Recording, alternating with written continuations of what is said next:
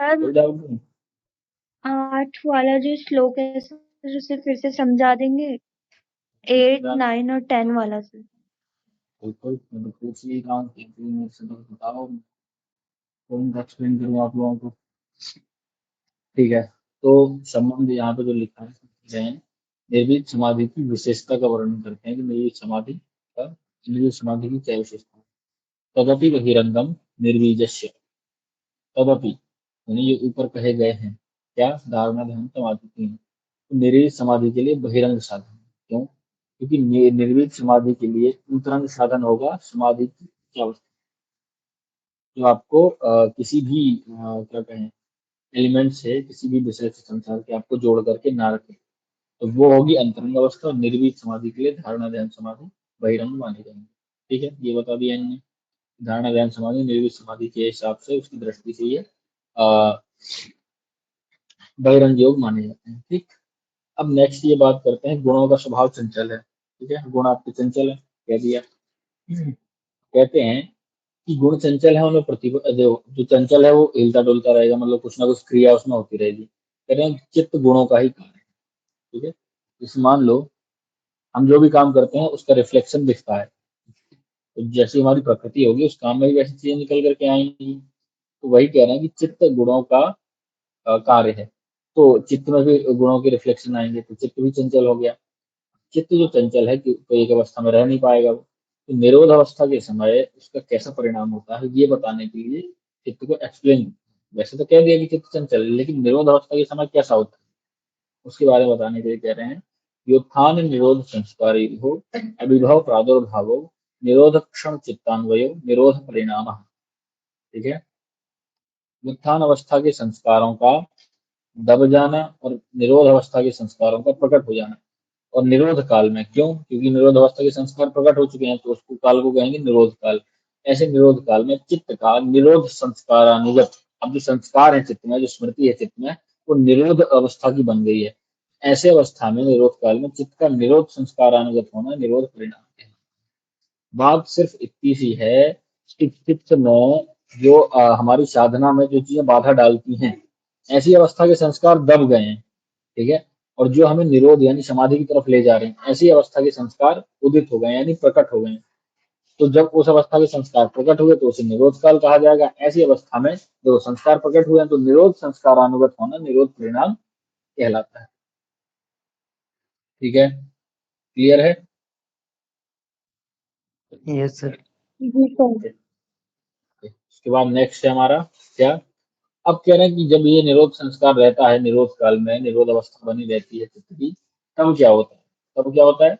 तस्य प्रशांत वाहिता संस्कारात, संस्कार बल से, तस यानी उस किसकी, चित्त की, लिखा है देखो, प्रशांत वाहिता स्थिति रहती है। मतलब जो भी संस्कार उसमें चलते हैं, कौन से संस्कार चलते हैं अभी चित्त में? जो मतलब निरोध निरोध नाम, निरोध के निरोध सर। परिणाम अवस्था के निरोध संस्कार चलते हैं। ठीक है, तो निरोध संस्कारों की ही प्रशांत वाहिता बनी रहती है। ये एकदम क्या कहें, निर्विरोध और निर्मल धारा उसी की चलती रहती है, निरोध संस्कारों की। इससे चित्त की निरुद्ध स्थिति रहती है, और चित्त पे क्षिप्त मूढ़ विक्षिप्त या एकाग्र किसी का भी प्रभाव नहीं पड़ता। ठीक है, अब आगे की बात बताते हैं। ये थी बात निर्वीत समाधि की, संप्रज्ञात समाधि की, जिसमें निरोध अवस्था रहती है। चित्त पांच भूमियां जो हमने पढ़ी थी, क्षिप्त विक्षिप्त मूढ़, क्षिप्त मूढ़ विक्षिप्त निरुद्ध और एकाग्र, एकाग्र और निरुद्ध। तो निरुद्ध अवस्था की बात ये थी, अब एकाग्र अवस्था की बात कर रहे हैं। तो कह रहे हैं अब संप्रज्ञात समाधि में चित्त का जैसा परिणाम होता है उसका वर्णन करते हैं। संप्रज्ञात समाधि में हमने पढ़ा था कि हम किसी एक विषय में हमारा चित्त जो है एकाग्रित रहता है, हमारा ध्यान कहीं एक जगह केंद्रित रहता है, तो ये आपकी संप्रज्ञात समाधि होती है। तो संप्रज्ञात समाधि की स्थिति क्या है? सर्वार्थता एकाग्रतयो हो क्षयोदय चित्त समाधि परिणाम, सब प्रकार के विषयों का चिंतन करने वाली वृत्ति का क्षय हो जाना। ठीक है, यानी जितने भी विषयों का आप ध्यान कर सकते हो, जितनी भी आपकी इंद्रियां हैं, जो आपने देखा है, जो आपने सुना है, सबसे वैराग्य हो गया। किसी भी विषय का चिंतन ना करना, किसी भी विषय का चिंतन अब आपके चित्त में नहीं बचा है। लेकिन सिर्फ एक विषय है जिसको आपने ध्येय मान करके साधना स्टार्ट करी थी, सिर्फ वो ध्येय बचा हुआ है, वो एकाग्रता बची हुई है, बस एक विषय वो बचा हुआ है। तो ऐसी अवस्था में ये जो है एकाग्रता अवस्था कहलाती है। क्यों? क्योंकि किसी एक विषय पे आपका चित्त बना हुआ है, बाकी सब शांत हो गए हैं, बाकी सब जो है समाप्त हो गए हैं चित्त के लिए, तो एक ही चीज बची है। तो ये जो स्थिति होती है वो चित्त का समाधि परिणाम कहलाता है। ठीक है, ऊपर का निरोध परिणाम है, नीचे का समाधि परिणाम है। ठीक, इसमें एकाग्रता अवस्था का उदय होता है, बाकी अवस्थाएं शांत हो जाती हैं। सर्वार्थ फिर क्या कहते हो? सर्वार्थ जो है सब प्रकार का विषयों का चिंतन करने वाली वृत्ति का क्षय हो जाना, और एक किसी एक विषय का ध्येय करने वाली, किसी एक ध्येय विषय को जो है हमने जिस विषय को ध्येय माना था उसका चिंतन करने वाली जो वृत्ति है, ऐसी वृत्ति का उदय हो जाना चित्त का समाधि परिणाम कहलाता है। ठीक है, अब उसके बाद की स्थिति करते हैं कि इसके बाद अब क्या होता है। इसके बाद क्या होता है? ततः पुनः शांतोदित। लेकिन संप्रज्ञा समाधि निरोध परिणाम लगती है। तो यहाँ अब संप्रज्ञात समाधि का, तो संप्रज्ञात समाधि से आ गया। इसको देखो भी ना एक बार, जब तक आप अपने लेवल पे नहीं समझेंगे तब तक योग दर्शन के ऊपर से चला जाएगा। इसे खुद पढ़िए, खुद समझिए और अपने हिसाब से समझने की कोशिश करिए, मीनिंग निकालिए। स्टार्टिंग में बड़ी अच्छी अच्छी बातें नहीं आपको आएंगी, एग्जाम्पल में थोड़ा बेसिक सा ही आएगा। जब आप इसको समझने लगोगे तो इसी योग दर्शन में से आप जो है इसका एग्जाम्पल ढूंढने लग जाओगे कि ये बात कहाँ कही थी, किस सेंस में कही थी, यहाँ पे किस सेंस में कह रहे हैं, है ना। तो जरूरी है कि आप अपने लेवल पे भी इसको बार बार पढ़ें। ठीक है, ठीक है। उसके बाद की स्थिति बताते हैं, समाधि परिणाम के बाद वाली अब क्या स्थिति है। तो कहते हैं ततः पुनः शांतोदितौ तुल्य प्रत्ययौ चित्तस्यैकाग्रता परिणामः। ततः पुनः शांतोदितौ तुल्य प्रत्ययौ चित्तस्यैकाग्रता परिणामः। ततः यानी उसके बाद, पुनः फिर, जब शांत होने वाली और उदय होने वाली दोनों ही वृत्तियां एक जैसी हो जाती हैं, तब चित्त का एकाग्रता परिणाम हो जाता है। ठीक है, क्या कह रहे हैं? समाधि परिणाम में और एकाग्रता परिणाम में अंतर कितना है? सिर्फ इतना सा अंतर है कि समाधि एकाग्रता जो हमारा ये समाधि परिणाम था, यहाँ पे सब विषयों का ध्यान करने वाली जो वृत्तियां थी वो शांत हो गई, एक विषय का ध्यान करने वाली वृत्ति उदय हो गई, तो ये एकाग्रता परिणाम हो गया, सॉरी समाधि परिणाम हो गया। जो एकाग्रता परिणाम है इसमें कह रहे हैं कि दोनों वृत्तियां एक जैसी हो गई हैं। कौन दोनों सी? उदय होने वाली वृत्तियां और शांत होने वाली वृत्तियां एक जैसी हो गई हैं। ये चित्त का जो है एकाग्रता परिणाम कहलाता है। ठीक है, जब चित्त, यहाँ पे देखो एक्सप्लेनेशन थोड़ा सा देख लेते हैं। जब चित्त विक्षिप्त अवस्था से एकाग्र अवस्था में प्रवेश करता है, उस समय चित्त का जो परिणाम होता है उसका नाम होता है समाधि परिणाम।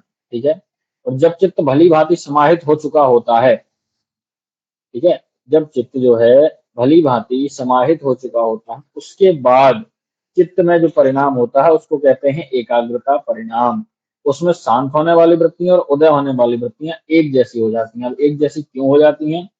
क्योंकि इस वृत्ति के बाद निरोध अवस्था की स्थिति आने वाली है, निरोध संस्कार आने वाले हैं। एकाग्रता में जितनी भी वृत्तियां होंगी सब एक जैसी हो जाएंगी, है ना, वो शांत होने लग जाएंगी, धीरे धीरे खत्म होने लग जाएंगी, चाहे वो उदय होने वाली वृत्तियां हो चाहे वो शांत होने वाली वृत्ति हो। ठीक है, तो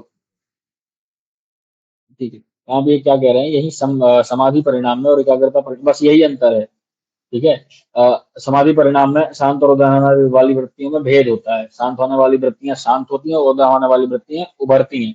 लेकिन लेकिन शांत होने इसमें आपकी एकाग्रता परिणाम में शांत होने वाली वृत्तियां और एकाग्र होने वाली ये उदय होने वाली वृत्तियां एक जैसी बनी रहती हैं। ये एकाग्रता परिणाम है। ठीक है, संप्रज्ञात समाधि प्रथम अवस्था में समाधि परिणाम होता है, उसकी परिपक्व अवस्था में एकाग्रता परिणाम होता है। इस एकाग्रता परिणाम के समय होने वाली स्थिति को ही पहले पाद में निर्विचार समाधि की निर्मलता के नाम से कहा गया है। आपने देखा होगा, ये निर्विचार की बात कर रहे हैं, तो सविचार और निर्विचार, सविचार में आपकी किसी एक विचार पे आपका बना रहेगा ध्यान। ठीक है, दो समाधि बताई गई, सविचार निर्विचार। सविचार समाधि में किसी एक विषय पे आपका ध्यान रहेगा, ठीक है, बाकी विषय शांत हो जाएंगे। वही बात है, बाकी सभी विषय नष्ट हो गए, मतलब समाप्त हो गए, एक विषय का उदय हो गया, जिसमें आपकी ये सविचार समाधि में एक विचार चल रहा है आपके मन में, जिसको जिसको आपने ध्येय मान करके आप साधना की तरफ आगे बढ़े थे। और जब अगली स्थिति आएगी निर्विचार समाधि, तो जो विषय जो उदय थे, मतलब जो एक विषय ध्येय रखा था वो भी शांत हो गया, और जो एक विषय आपका जो विषय आपके दब गए थे, शांत हो गए थे, वो भी एक जैसे, तो दोनों की स्थिति एक जैसी हो गई। इसको समाधि की निर्मलता कहेंगे। ठीक है, इसमें कोई एक विषय हावी नहीं रहता आपके, सब विषय एक जैसे हो जाते हैं, तो इसको समाधि की निर्मलता कहेंगे। और इसके बाद ही जो है आगे की स्थिति आएगी, जिसको निर्वीज समाधि के नाम से हम निर्वीज संप्रज्ञात है। ठीक है, अब क्या कह रहे हैं, तीन परिणाम हो गए, समाधि, एकाग्रता, तीन ही हुए। कौन कौन से हो गए तीन परिणाम, बताओ कोई। निरोध परिणाम, समाधि और ये निरोध परिणाम, समाधि परिणाम, एकाग्रता परिणाम। अवस्था ठीक है, परिणाम। हाँ, निरोध परिणाम में क्या था, आपके सर्वार्थता का उदय हो रहा था, सॉरी, सर्वार्थता का क्षय हो रहा था, एकाग्रता का उदय हो रहा था, यही था ना, नहीं सॉरी सॉरी, व्युत्थान अवस्था के संस्कारों का दब जाना, और ये निरोध अवस्था के संस्कारों का उदय हो जाना, ये था निरोध परिणाम। समाधि परिणाम में सर्वार्थता के, मतलब जो सब प्रकार के विषयों को चिंतन करने वाले जो विषय हैं, उनका जो है दब जाना, नाश हो जाना, क्षय हो जाना, और एकाग्रता वाले इसका क्या कहें, विषय के चिंतन करने वाली वृत्ति का उदय हो जाना, ये आपका एक समाधि परिणाम था। एकाग्रता परिणाम में दोनों एक जैसे हो गए हैं, चाहे वो सभी विषयों का चिंतन करने वाली वृत्ति हो, चाहे वो एक विषय का चिंतन करने वाली वृत्ति हो, दोनों एक जैसे, ये तीनों परिणाम आपके थे। ये थोड़ा महत्वपूर्ण टॉपिक है, थोड़ा टफ भी है ना, ध्यान रखना इसको। अब क्या करते हैं, उपर्युक्त परिणामों के नाम बतलाते हुए उनके उदाहरण से अन्य समस्त वस्तुओं में होने वाले परिणामों की व्याख्या करते हैं। ठीक है, क्या है, सबसे पहले आपका सूत्र, एतेन भूतेन्द्रियेषु धर्म लक्षणावस्था परिणामा व्याख्याता। एतेन यानी ऊपर चित्त के परिणाम बता दिए, चित्त के तीन परिणाम बताए, निरोध, समाधि, एकाग्रता। ठीक है, इसी से पांचों भूतों में, सब इंद्रियों में होने वाले धर्म परिणाम, लक्षण परिणाम और अवस्था परिणाम, ये तीनों परिणाम कहे जा चुके हैं। ठीक है, कहे जा चुके हैं। अब इनके बारे में थोड़ा सा एक्सप्लेनेशन हम देख लेते हैं। एदेन भूतेन्द्रियेषु धर्म लक्षण अवस्था परिणाम व्याख्याता, इनकी व्याख्या ऊपर ये कह रहे हैं, इनकी व्याख्या कर दी गई है, मतलब ये कह रहे हैं जैसा हमने ऊपर समझाया ना, उसी के अकॉर्डिंग इसको समझ लो। अब उसको सरल करने के लिए फिर व्याख्याएं बनाएंगे, तो उसके बारे में बात करते हैं। क्या सबसे पहले आएगा,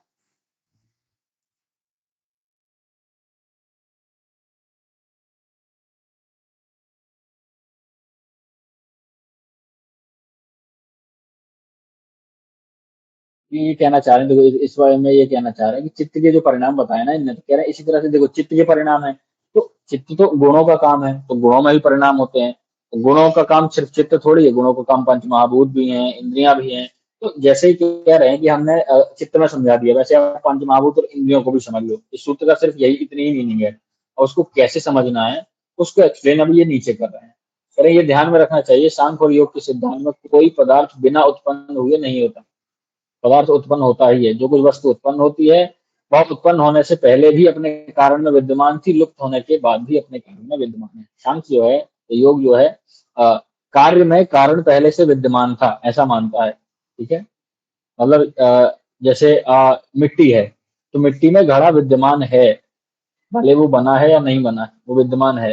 और घड़ा बनने के बाद उसमें मिट्टी विद्यमान है, ये मानता है ना। तो ये कह रहे हैं कोई भी कार्य बिना कारण के नहीं होता है, उसमें कारण हमेशा विद्यमान रहता है। ठीक है, आगे चलेंगे, क्या कहेंगे, धर्म परिणाम है, लक्षण परिणाम है और अवस्था परिणाम, ये तीन परिणाम है। तो बस थोड़ा डिटेल में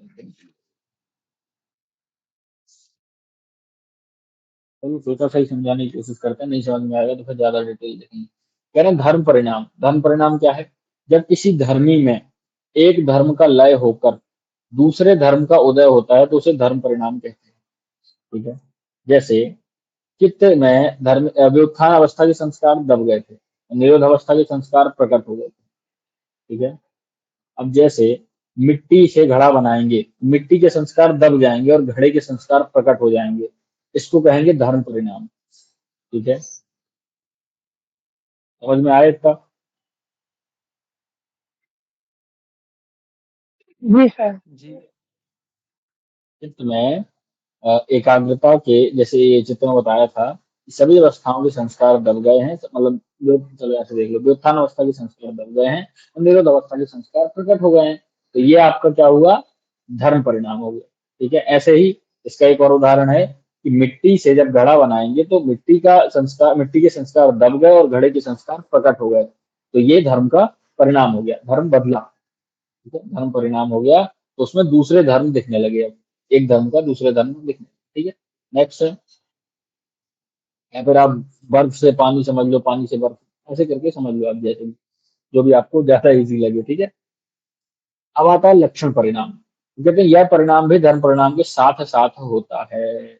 समझना बड़ा इजी है, क्यों? क्योंकि देखो, जब आप मिट्टी से घर बनाओगे तो अभी तो मिट्टी थी, पानी उसमें डालोगे तो गीली हो जाएगी, लेकिन जब घड़ा वो बन गया तो पानी को समेट करके अपने बांध करके घड़े में पानी भर जाएगा। तो जैसे ही अधम परिणाम हो गया, वैसे ही लक्षण भी उसके बदल गए, है ना। पहले मिट्टी थी, वो थोड़ा हार्ड हो गया, घड़ा पका, जैसे भी परिणाम हो गए उसमें, तो वो उसके जो है लक्षण परिणाम में आता है। जैसे बर्फ से पानी या फिर पानी से बर्फ। तो अगर बर्फ से आप पानी बनाओगे तो जो है पानी गीला होता है, या फिर क्या कहें उसको, ऐसे डालोगे आप तो धारा प्रकट होकर के निकलेगी, लेकिन बर्फ जो है वो जमी हुई रहती है। दोनों के अलग अलग लक्षण हैं, एक जैसे लक्षण नहीं है। वही यहाँ पे समझने की बात है कि जो वर्तमान का धर्म था वो लुप्त हो गया, अतीत का लक्ष्य, सॉरी, हाँ, जो वर्तमान का धर्म दिख रहा है वो दिख रहा है सामने से, और पिछला जो का वो था, धर्म था, वो लुप्त हो गया। जैसे मिट्टी से हमने जब घड़ा बनाया तो घड़े का परिणाम प्रकट होकर के आ गया, सामने होकर के आ गया, लेकिन मिट्टी के परिणाम दब गए। तो ये लक्षण परिणाम है। एक परिणाम जो है मिट्टी के परिणाम, मिट्टी के लक्षण समाप्त हो गए, और इसके घड़े के परिणाम, घड़े के जो है लक्षण सामने आ गए। ठीक है, इसलिए आप कह रहे हैं 11वें सूत्र में क्या बताया है, चित्र के सर्वार्थता धर्म का क्षय होना बताया गया है कि सर्वार्थता का जो है वो नाश हो गया और एकाग्रता का उदय हो गया। तो सर्वार्थता अतीत था, ठीक है, और एकाग्रता वर्तमान है ना। तो इस तरह से आप समझ लो। इसी प्रकार से कह रहे हैं दूसरी वस्तु में भी समझ सकते हैं। अब अवस्था परिणाम आता है, तो कहते हैं जो वर्तमान लक्षण युक्त धर्म में नयापन से पुरानापन आता जाता है, वह प्रतिक्षण परिवर्तित होता रहता है और वर्तमान लक्षण को छोड़कर अतीत लक्षण में चला जाता है। यह लक्षण का अवस्था परिणाम है। ठीक है? क्या कह रहे हैं, 11वें सूत्र में इन्होंने कहा, जब चित्त का धर्मी चित्त रूप धर्मी का वर्तमान लक्षण वाला सर्वार्थता रूप जो धर्म दबकर अतीत लक्षण को प्राप्त हो गया, और वर्तमान में जो उसके दबने का क्रम है वह उसका अवस्था परिणाम है।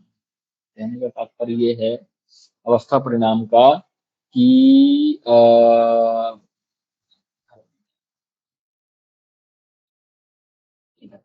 तो वर्तमान देखो, अवस्था परिणाम में क्या है कि पहले घड़ा था, पहले मिट्टी थी, फिर वो घड़ा हो गया, तो धर्म परिणाम हो गया, लक्षण परिणाम हो गया। अवस्था में परिणाम ऐसे हुआ कि जो पुरानापन था मिट्टी वाला, वो अगर हम घड़े को फोड़ दें तो आगे जाके फिर से मिट्टी बन जाएगी, और घड़े बनाने से पहले भी वो मिट्टी थी।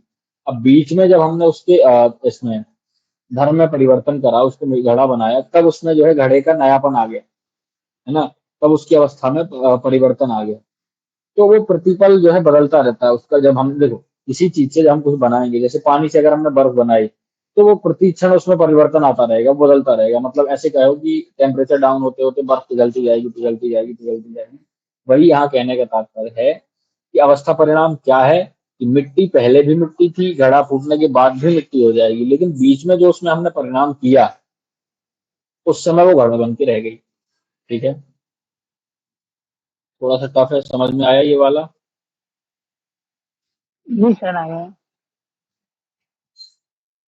ठीक है, जैसे यहाँ पे देखो इन्होंने एक बड़ा अच्छा उदाहरण दिया है। कैसे कह रहे हैं कि कोई भी त्रिगुणमय वस्तु क्षण भर भी एक अवस्था में नहीं रहती, एक क्षण भी एक अवस्था में नहीं रहती, बदलती रहती है, हमेशा उसमें परिवर्तन चलते रहता है। ठीक है, हम बालक से जवान हुए, जवान से बूढ़े हुए। ठीक है, ऐसे ही घड़ा किसी एक दिन में नहीं बन गया, पहले मिट्टी से घड़ा बनाया कच्चा, फिर उसको पकाया, तब वो जाकर के घड़ा बना। इसी तरह से कह रहे हैं कि पहले धर्म, धर्म परिणाम में धर्मों का परिवर्तन होता है, लक्षण परिणाम में धर्म का अतीत हो जाता, धर्म अतीत हो गया, दूसरे लक्षण प्रकट हो गए, और नए नए धर्म का वर्तमान में आ जाना। इस प्रकार धर्म का लक्षण बदलता रहता है। मतलब पुराने धर्म चले गए मिट्टी के, घड़े के धर्म आ गए। और अवस्था परिणाम में धर्म के वर्तमान लक्षण से युक्त रहते हुए इसकी अवस्था बदलती रहती है। पहले परिणाम की अपेक्षा दूसरा परिणाम सूक्ष्म, इसकी अपेक्षा तीसरा सूक्ष्म। मतलब देखो, पहले मिट्टी से घड़ा बना, ठीक है, लक्षण परिणाम हो गया। अब घड़े से अगर वो फिर से मिट्टी बनता है तो ऐसे एक दिन में तो बन नहीं जाएगा। अगर आप मटका बना करके उसको फोड़ भी दोगे तो एक दिन में वो मिट्टी की तरह नहीं हो जाएगा। तो धीरे धीरे बदलते बदलते बदलते बदलते धीरे धीरे वो फुफोरपन उसका जाएगा, तब वो मिट्टी में परिवर्तित होगी। वही यहाँ कहने की बात ये कह रहे हैं कि पहला धर्म दूसरे धर्म की अपेक्षा सूक्ष्म है और दूसरा जो है तीसरे की अपेक्षा सूक्ष्म। ठीक है, सर समझ में आया?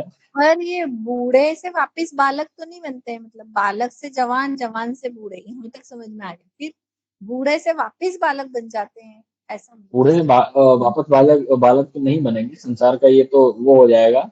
लेकिन जो आपकी चित्त की वृत्तियां है ना, वो पहले बचपन वाली संस्कार को समझ। देखो, हमें पिछले जन्मों का चीजें तो याद रहती नहीं है।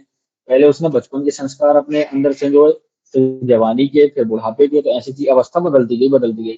फिर जब डेथ होगी, पुनर्जन्म होगा, तो दोबारा से चित्त में बचपन वाले संस्कार आ जाएंगे। चित्त को पुरानी चीजें याद नहीं रहेंगी। मिट्टी से हमने घड़ा बनाया, घड़ा जब फूटा फिर से मिट्टी हो गई, फिर कुछ समय बाद वही मिट्टी उठा करके आप फिर से घड़ा बना सकते हो। ये यहाँ कहने की बात है, इस जी तरह से ही सर। कहना था। जी जी सर। नेक्स्ट है हमारा धर्म और धर्मी का विवेचन करने के लिए धर्मी का स्वरूप। कह रहे हैं शांतो दिताव्य प्रदेश से धर्मानुपत्ति धर्मी। अतीत, वर्तमान और आने वाले धर्मों में जो व्याप्त रहता है आधार रूप से, मतलब मेन वही है, ठीक है, वो धर्मी कहलाता है। मतलब कहने का मतलब ये है कि जो धर्मी है वो क्या है, वो बेस है किसी भी चीज का, आधार है, ठीक है, बेस है। तो उसको तीन चीजों में बांट दिए, शांत, उदित और अव्यय प्रदेश। अतीत, वर्तमान और आने वाला, भविष्य वाला, ठीक है।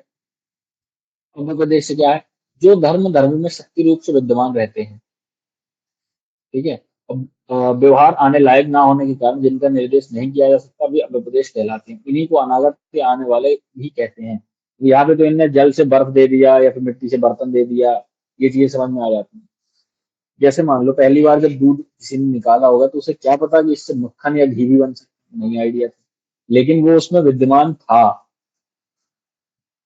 पानी से बर्फ बन सकती है ये कैसे पता, लेकिन वो उसमें विद्यमान था। घड़े मिट्टी से घड़ा बन सकता है ये कैसे पता, लेकिन वो पहले से विद्यमान उसमें। हाँ, तो ये कह रहे हैं कि कारण जो है, कार्य जो है कारण में पहले से विद्यमान था, जब कारण हुआ तब वो कार्य के रूप में प्रकट होकर के निकल करके आया है।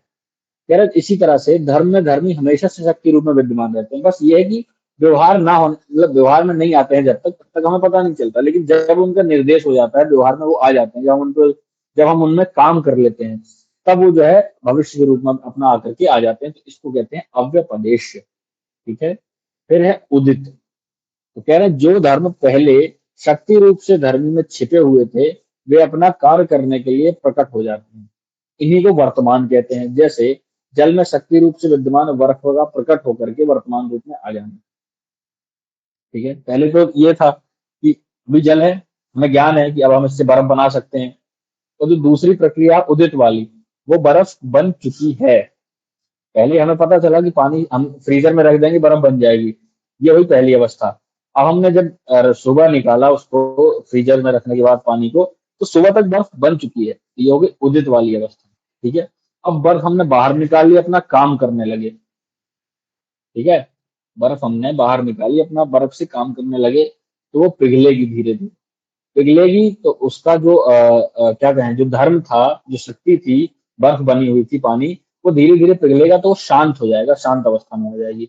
कह रहे हैं जो धर्म अपना व्यापार जो उसका काम था पूरा करके धर्मी में फिर से विलीन हो गए, मतलब बर्फ फिर से गल के मिट्टी हो गई, वो सॉरी जल हो गया, और आपका घड़ा फिर से फूट के मिट्टी हो गई, ठीक है।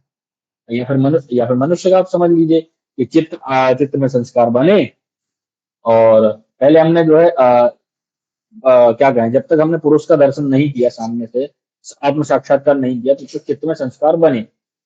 ये हमें लगे चित्त का जब पुरुष का साक्षात्कार नहीं हुआ तो संस्कार बने। अब चित्त जो है आपको भोग दे रहा है, पहले हो सकता है आत्म साक्षात्कार भी, अब क्या कहें, अपवर्ग भी हो सकता है, मोक्ष की प्राप्ति हो सकती है, लेकिन चित्त आपको अभी भोग दे रहा है तो आप भोग रहे हो। फिर जो है आपका क्या कहें, अपवर्ग वाली चीजें निकल करके आ रही हैं, तो वो उदित अवस्था हो गई। शांत अवस्था ये होगी कि अब आपका चित्त विलीन हो गया, गुण विलीन हो गया, वो जो है ईश्वर में समाहित हो गया, आपको आत्म साक्षात्कार की प्राप्ति हो गई, पुरुष की प्राप्ति हो गई, तो वो शांत हो गए अब। ठीक है, इस तरह से शांत, उदित, अप्रदेश, ये तीन अवस्थाएं हैं जो हमेशा एक धर्मी में विद्यमान रहती हैं। ठीक है, क्लियर है?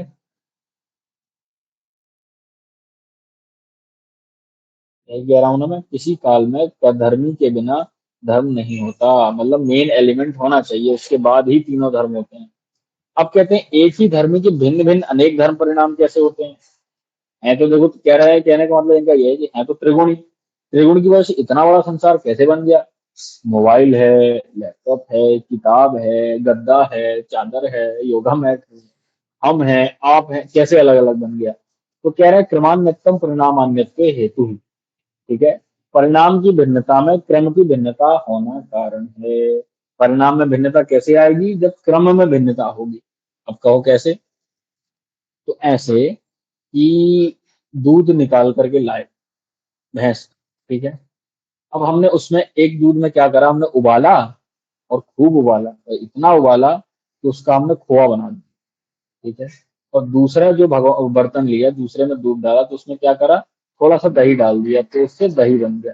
अब हमने जो है क्रमों में भिन्नता करी, एक में एक को खूब उबाला और गर्म करके एक खोआ बना दिया, एक में दही डाल दिया तो वो जम गया। है तो एक ही चीज, है तो दूध भी, लेकिन हमने क्रमों में जो परिणाम करा, क्रमों में जो बदलाव करा, उसकी वजह से परिणाम में बदलाव आ गया। ठीक है, समझ पा रहे हो? क्लियर होगा ना ये तो?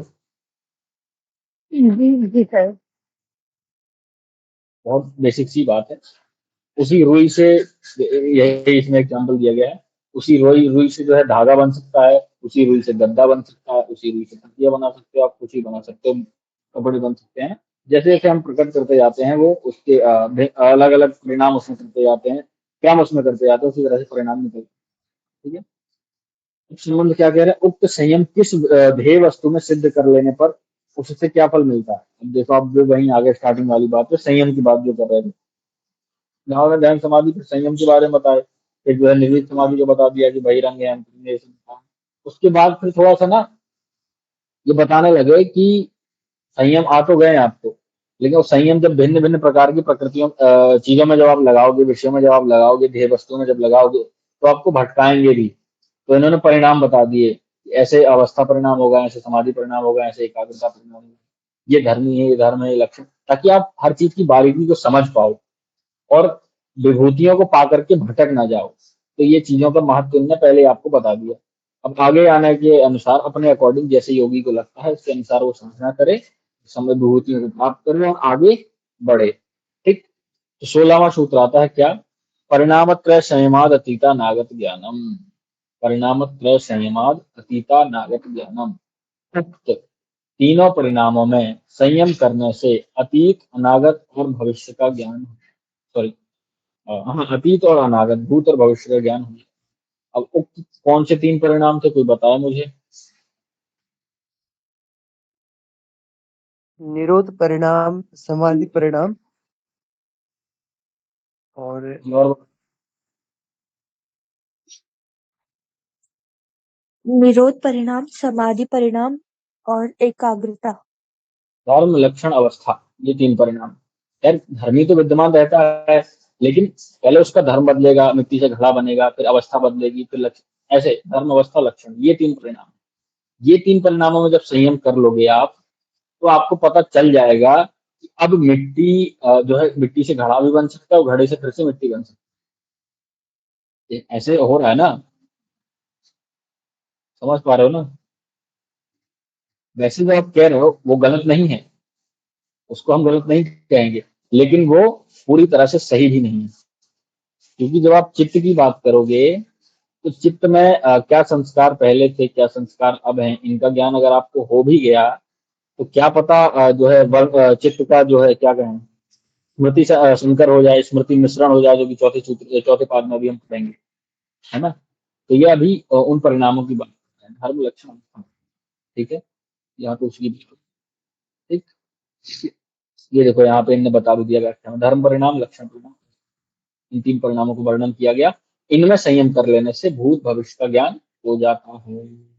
चलिए अब दूसरी विभूति के बारे में बात करते हैं। कहते हैं शब्दार्थ प्रत्यानामी तरेतराध्यासात संकरस्त प्रविभाग संयमात सर्वभूत रूप ज्ञान।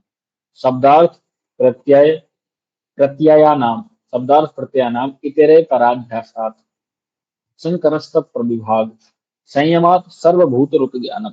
अब कह रहे शब्द अर्थ और ज्ञान इन तीनों का जो एक दूसरे में अध्यास यानी मिश्रण हो रहा है ना, अध्यास हो जाने के कारण जो मिश्रण हो रहा है उसके विभाग में संयम करने से संपूर्ण प्राणियों की वाणी का ज्ञान हो जाता है। जैसे कहने का ये मतलब है शब्द अर्थ और ज्ञान। हमने जब पहला पाठ पढ़ रहे थे तो कोई भी शब्द आ रहा था तो उसका अर्थ हो रहा था, फिर अर्थ का क्या ज्ञान निकल करके आ रहा था। ये तीनों चीजें हमें जब हम संयम कर लेंगे तो हमें सबकी वाणी का ज्ञान हो जाएगा। ठीक है, ऐसा ये कहना चाह रहे हैं। संपूर्ण प्राणियों की वाणी का ज्ञान हमें हो जाएगा। ठीक, नेक्स्ट है आपका क्या, संस्कार साक्षात्कारणात् पूर्व जाति ज्ञान। संस्कारों का साक्षात कर लेने से पूर्व जन्म का ज्ञान हो जाता है। अब देखो संस्कारों में आपके चित्त में पिछले जन्म के भी संस्कार हैं, इस जन्म के भी संस्कार हैं और पुराने जो जन्म है उसके भी संस्कार हैं। जब हम इनका साक्षात्कार कर लेते हैं, इनमें जब हम संयम कर लेते हैं तो हमें पूर्व जाति का ज्ञान हो जाता है। ठीक है, ये सब याद करने वाले सूत्र हैं, ये इनमें ज्यादा समझने वाली बात नहीं, इसलिए मैं इतने आराम से बढ़ते हुए चलूंगा। नेक्स्ट है आपका प्रत्यक्ष परिचित ज्ञान। ये थोड़ा सा है, दूसरे के चित्त का संयम द्वारा साक्षात्कार कर लेने से दूसरे के चित्त का ज्ञान हो जाता है। कह रहे दूसरे के चित्त में अगर हम संयम कर लेते हैं तो उसके चित्त में क्या चल रहा है उसका ज्ञान हमें हो जाता है। लेकिन अब यहाँ पे एक बात आती है, यहाँ पे लिखा नहीं है, लेकिन क्या है, जैसे मान लो कि अब तो साधना में लीन हो गए, समाधि वाली वृत्ति हो गई आपकी, है ना, चित्त में आपकी समाधि वाली वृत्तियां चल रही हैं, लेकिन क्या पता सामने वाले में के चित्त में जो वृत्ति चल रही है वो भी क्षिप्त अवस्था वाली हो, मूढ़ अवस्था वाली हो। तो कह रहा है उसका सिर्फ ज्ञान होगा, वो आप पे हावी नहीं होगी। ठीक है, तो दूसरे के चित्त का ज्ञान हम करेंगे, वो संसार में कितना भी डूबा हुआ है उसका प्रभाव आप पे नहीं पड़ेगा, वो उसका सिर्फ आपको ज्ञान होगा। ठीक है, ये हो गया प्रत्यक्ष प्रत्यक्ष ज्ञानम। नेक्स्ट फिर अगला है, उसी को स्पष्ट करते हुए कहती हैं भाई, हाँ सूत्र याद में क्या है, न च तत्सालंबनम तस्या विषय भूतत्वात्, किंतु वह ज्ञान आलंबन सहित नहीं होगा, आलंबन रहित होगा, क्योंकि वैसा चित्त योगी के चित्त का विषय नहीं है। आपका चित्त तो समाधि वाला हो गया, तो आप किसी का मूल अवस्था वाला चित्त है तो वो आपके विषय का होगा ही नहीं, तो खाली उसका ज्ञान आपको होगा, लेकिन वो आपका जो है चित्त में उसके संस्कार नहीं है, स्वरूप मात्र का ज्ञान होगा। ठीक है, तो दूसरी सिद्धि आती है, काय रूप संयमा तद्ग्राह्य शक्ति स्तंभे चक्षु प्रकाश संप्रोगे अंतर ध्यानम। जब योग दर्शन की महानता की बात करता हूं तो मैं सबसे पहले किसी को यही सूत्र बताता हूँ, क्या, काय रूप संयमा तद्ग्राह्य शक्ति स्तंभे चक्षु प्रकाश संप्रोगे अंतर ध्यानम। शरीर के रूप में संयम कर लेने से जब उसकी ग्राह्य शक्ति रोक ली जाती है तब चक्षु के प्रकाश का उसके साथ संबंध ना होने के कारण योगी अंतर्ध्यान होता है। ठीक है, जैसे मेरा शरीर है, ठीक है, सामने, अब इसके रूप में मैंने संयम कर लिया तो आप मुझे देखोगे, प्रकाश का रिफ्लेक्शन आ रहा है, ठीक है, आप मुझे देखोगे और रिफ्लेक्ट होकर के वही जो आंखों की ज्योति से आपके आंखों में जाएगा। मैं किसी चीज को देख रहा हूँ तो रिफ्लेक्शन बन रहा है, वो वापस आ रहा है मेरी आंखों में, तब उस चीज को मैं समझ पा रहा हूँ। लेकिन क्या हो, वो रिफ्लेक्शन को मैं एब्जॉर्ब कर लूँ अपने अंदर ही, तो वो वापस तो जाएगा नहीं, ग्राह्य शक्ति रोक ली हमने, वापस जाएगा नहीं। जब वो वापस नहीं जाएगा तो सामने वाले को वो दिखेगा नहीं, हो गया अंतर ध्यान, है ना, इस तरह से अंतर ध्यान का हो गया। नेक्स्ट है आपका सोपक्रमम निरुपक्रमम चक्रम। सर आज मैं 50। सोच रहा था मैं सोच रहा था 25 कर लेता हूँ। सर ये काया ऊपर अभी ऊपर से जा रहा है, हठ योग भी पढ़ा है आज तो, ओके ठीक, बाकी सब जैसा बोले। बस 21 भी रखते हैं, नहीं नहीं नहीं आगे बढ़ेंगे 21। तो ये आपको समझ में आ गया अंतर ध्यान वाला, जी सर। ऊपर के सारे समझ में आ गए। कोई डाउट है किसी को भी, एनीवन, कोई भी हो, जिन्होंने नई क्लास ली उनका भी पूछ रहा हूँ मैं, जिन्होंने पिछली क्लास छोड़ दी है वो भी पूछ सकता है कुछ अगर ना समझ में आया हो तो। पिछले सूत्र नहीं, जो आप पढ़ रहे हो बस वही पूछ सकते हो। जो वो 14 है ना सर, वो थोड़ा सा मतलब मैं पढ़ लूंगी पर एक बार उसके बाद पूछूंगी। हाँ, बाद में पूछ लेंगे। तो जो आज पढ़ा है उसमें किसी को डाउट? क्लियर है सब? शांति पाठ करें? Okay, very good. ठीक है, शांति पाठ करते हैं। कमर गर्दन सीधी, आंखें बंद। ओम का उच्चारण एक बार।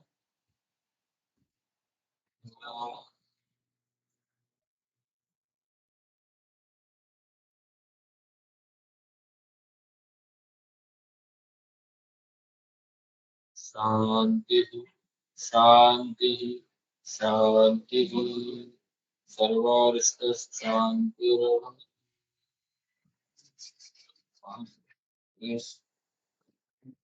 ठीक है, मिलते हैं कल। डाउट तो कोई है नहीं, आपको क्लियर है? नमस्ते, प्रणाम, शुभ रात्रि। नाम से थैंक यू। प्रणाम सर।